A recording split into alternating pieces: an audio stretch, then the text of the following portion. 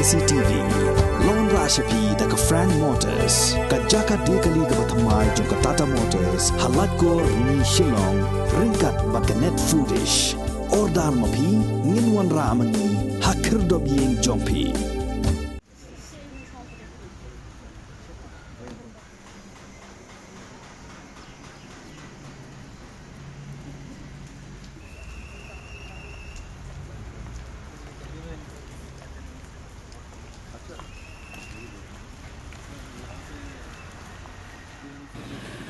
Myntri Khynnah jong Sorkar Pdeng Professor SP Singh Bagel pej je Ministry of Law and Justice mat kiwei kitenan hakas ngi baar jong khanyo trek upna jemang arajar arpuar ulale jingo ye Ribhoi district kabala yo ye kanam kum ka aspirational district kum shibenta ban ai minsim ye ki officer jong kitnat trekam bapher ka Sorkar naga benta bandang treashir hem bad ban yo iru ye ka jinglong jingman jong ka district hakabaya dai bat ki kam Pynroi Hagani kasni Professor SP Singh ulalum jinyalang ya baro ki officer na kitnat trekam bapher haga jinyalang kabalalong ha conference hall jong ka office u deputy commissioner haga jinyalan lang jong u arpit upadhyaya ubadairu haga jo kopor u deputy commissioner jong ka Ribhoi district u superintendent of police u Giri Prasad u additional deputy commissioner u ba M Tongper bat kiwei Professor Singh ula lej banyamir jingman ru bat ki self help group bapher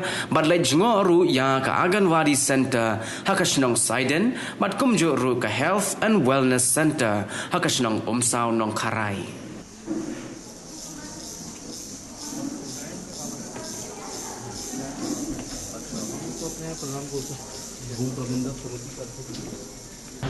Next slide. Next slide.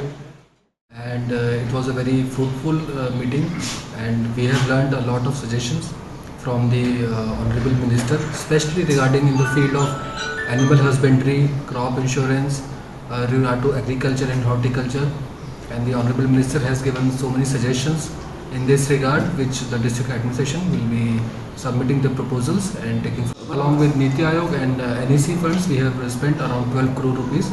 For this year, based on the performance of the district, we have got sanctioned of 8 crore rupees, and out of this 8 crore, close to 6 crore will be spent in health and nutrition, and around 1.5 crore will be for education. The rest of the amount is for this PHE and other line departments. Bharat सरकार की योजनाएं कई चीज़ें हैं जो यहाँ लागू नहीं है, जैसे क्रॉप्स की MSP नहीं है। अगर स्टेट गवर्नमेंट चाहे तो करना चाहिए। किसान सम्मान निधि जो प्रधानमंत्री किसान सम्मान निधि उसकी 6वीं किस्त आ रही है, क्योंकि राज्य सरकार ने उसको पहले दिन से एक्सेप्ट नहीं किया, वरना किसानों को 12वीं इंस्टॉलमेंट इस समय आ रही होती। तो खैर वो तो अब बैंक से नहीं मिलेगी। बाकी कुछ चीज़ें हैं जो रिकमेंड की हैं उन्होंने, वो नीति आयोग को भी हम लिखेंगे और PMO को भी लिखेंगे। कहना है कि प्रत्येक नॉर्थ ईस्ट के स्टेट में सभी मिनिस्टर जाएंगे, और उसमें एक बात और है, स्पेशली मेघालय जरूर जाएंगे। तो उसी प्रधानमंत्री जी का फिर ये है कि जो ये एस्पेशनल डिस्ट्रिक्ट हैं रांची जिले, उनमें भी अगर उस राज्य में पड़ता है तो वहाँ जाना अपनी प्रायोरिटी में रखना है।